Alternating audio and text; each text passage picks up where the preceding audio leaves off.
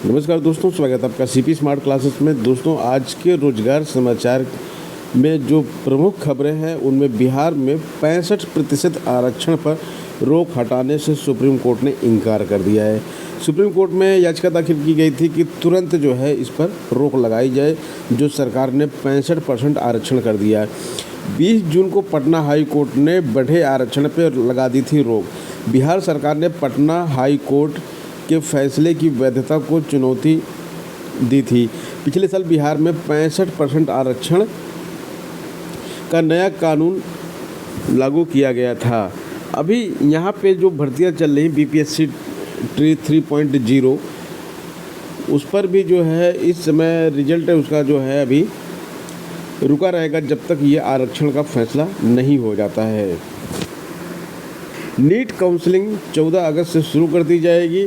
MBBS सीटों का आवंटन इसके माध्यम से किया जाएगा। 23 लाख से अधिक छात्र नीट यूजी में शामिल हुए थे और इतने ज़्यादा बवाल के बाद अब फाइनली इसका जो है रिजल्ट जारी करके काउंसलिंग शुरू की जा रही है, जिससे छात्रों को कॉलेज अलॉट किए जाएंगे।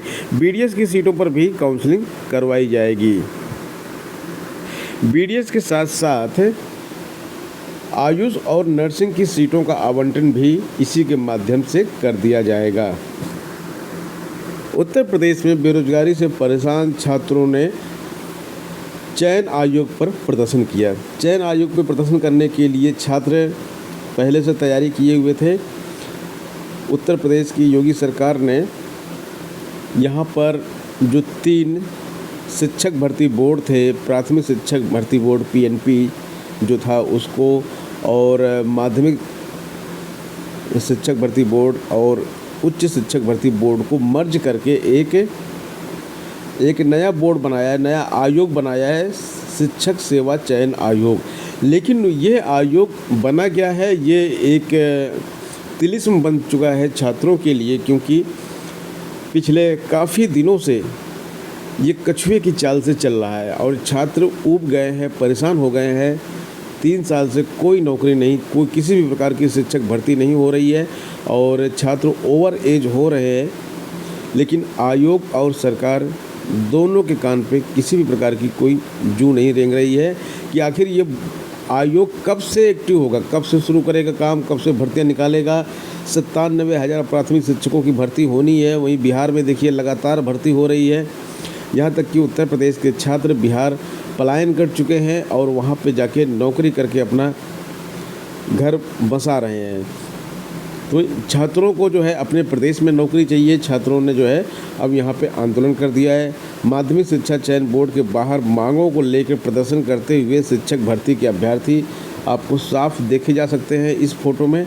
97,000 शिक्षक भर्ती की मांग कर रहे हैं। 97,000 शिक्षक भर्ती ये तो प्राथमिक की शिक्षक भर्ती है, जबकि माध्यमिक की बात करें तो माध्यमिक का जो विज्ञापन आ चुका था उसका फॉर्म भराया जा चुका है, उसकी परीक्षा की भी कोई खबर नहीं है। और प्रवक्ता की बात करें तो एलटी ग्रेड का अधियाचन पड़ा हुआ है इनके पास, उसका भी विज्ञापन नहीं आ रहा उत्तर प्रदेश लोक सेवा आयोग के माध्यम से। तो ना तो उत्तर प्रदेश लोक सेवा आयोग कुछ कर रहा है, ना शिक्षा सेवा चयन आयोग कुछ कर रहा है। दोनों में कहीं पर भी कोई भी जो है रोजगार के अवसर छात्रों को नहीं दिख रहे हैं। तो छात्रों ने यहाँ पे प्रदर्शन किया है। प्रदर्शन करने वाले डिप्लोमा इन एलिमेंट्री एजुकेशन प्रशिक्षकों ने कहा कि शिक्षक पात्रता परीक्षा एवं केंद्रीय शिक्षक पात्रता परीक्षा उत्तीर्ण करीब 8 लाख युवा भर्ती की प्रतीक्षा में है। काफ़ी संख्या इनकी बढ़ती जा रही है। डीएलएड करते जा रहे हैं हर साल स्टूडेंट, और डीएलएड के साथ साथ टेट और सीटेट पास हो रहे हैं, लेकिन नौकरी नहीं मिल रही उत्तर प्रदेश में। वहीं हम पिछली भर्ती की बात करें जो 69,000 शिक्षक भर्ती थी, तो उसके बारे में यहाँ मुख्यमंत्री जी का बयान आया है। सीएम ने कहा है कि भाजपा सरकार बेसिक शिक्षा में 1,25,000 शिक्षकों की भर्ती की गई है। 69,000 शिक्षक भर्ती में कई लोग सवाल उठाते हैं।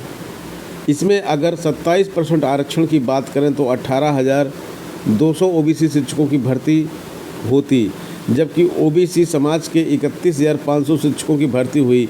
बता दें कि भाजपा के सहयोगी अपना दल समय समय पर 69,000 शिक्षक भर्ती मामले में आरक्षण को लेकर सवाल उठाता है। पूरी तरह से इस बात का खंडन किया जाना चाहिए। ये बात पूरी तरह से गलत है। 69,000 शिक्षक भर्ती में जग जाहिर है कि यहाँ पे आरक्षण घोटाला हुआ है। जब कोर्ट ने बोला कि आप एक मेरिट लिस्ट निकाल के 69,000 शिक्षकों की जिनकी आपने भर्ती की है उनके नाम के सामने उनकी कैटेगरी दे के आप उनकी मेरिट दे के लिस्ट प्रस्तुत कीजिए, तो ये लिस्ट प्रस्तुत आज तक क्यों नहीं की गई? वेबसाइट पे डाल दीजिए। अगर इतने ही पाक साफ हैं, सारी चीज़ें सही हैं, तो ये सारी चीज़ें पब्लिक में आनी चाहिए, सोशल मीडिया में आनी चाहिए और आपकी वेबसाइट पे आनी चाहिए। लेकिन नहीं, कोर्ट के आदेश की भी अवहेलना की गई। बार बार कई कोर्ट यहाँ पे केस पेंडिंग है, इसके ऊपर जांच कमेटियाँ बैठाई गई। जांच कमेटी ने भी रिपोर्ट दिया है अपना कि आरक्षण घोटाला हुआ है, लेकिन उसके बाद भी लगातार बोला जा रहा नहीं। भाजपा ने इस भर्ती को कंप्लीट किया है। 60% ओबीसी छात्रों को नौकरी मिली है। इनके आंकड़े पता नहीं कहाँ के हैं, कैसे आंकड़े हैं, ये आंकड़े तो विश्वसनीय नहीं हैं। सदन में उठा माध्यमिक विद्यालयों से तदर्स शिक्षकों को हटाने का मुद्दा। एडेड माध्यमिक विद्यालयों से जो ये तदर्स शिक्षक हैं उनको हटाने की बात चल रही है।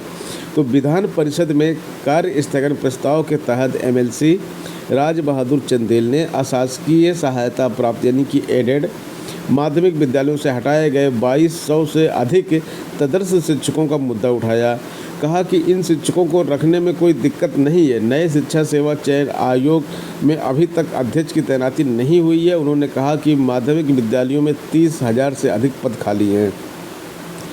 ये यहाँ पे कबूल कर रहे हैं कि माध्यमिक विद्यालयों में 30,000 से अधिक पद खाली हैं, यानी कि माध्यमिक विद्यालयों में यानी कि टीजीटी पीजीटी में 30,000 पद खाली हैं। तदर्स शिक्षकों को हटाने से उनके बच्चों की पढ़ाई प्रभावित हो रही है। इस पर माध्यमिक शिक्षा राज्य मंत्री गुलाब देवी ने कहा कि 9 नवंबर 2023 को सुप्रीम कोर्ट के आदेश के अनुपालन में तदर्स शिक्षकों की सेवा समाप्त की गई। इसी क्रम में 8 जुलाई 2024 को सेवा समाप्त होने वाले तदर्स शिक्षकों को मानदेय पर रखने की व्यवस्था की गई, लेकिन इस मानदेय को तदर्स शिक्षक स्वीकार नहीं कर रहे हैं, क्योंकि उनको लग रहा है कि सरकार उनको भीख दे रही। तो उन्होंने बोला कि हमको भीख नहीं चाहिए, हमको न्याय चाहिए और हमें हमारी नौकरी वापस चाहिए। तो ये हुई तदर्स शिक्षकों की बात। लेकिन इससे कम से कम एक चीज़ तो इन्होंने क्लियर कर दी कि 30,000 से ज़्यादा पद टीजीटी और पीजीटी के खाली है, 30,000 से अधिक।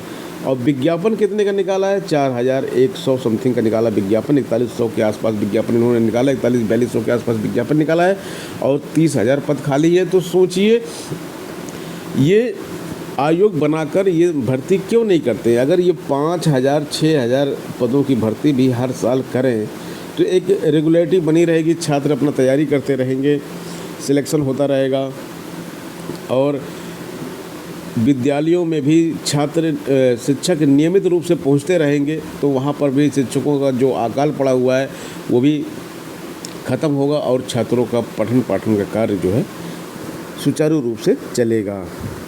संगम सभागार में रखे जाएंगे पुलिस भर्ती परीक्षा के प्रश्न पत्र। इस बार पुलिस भर्ती की परीक्षा के लिए जो है काफ़ी बेहद एहतियात बरता जा रहा है।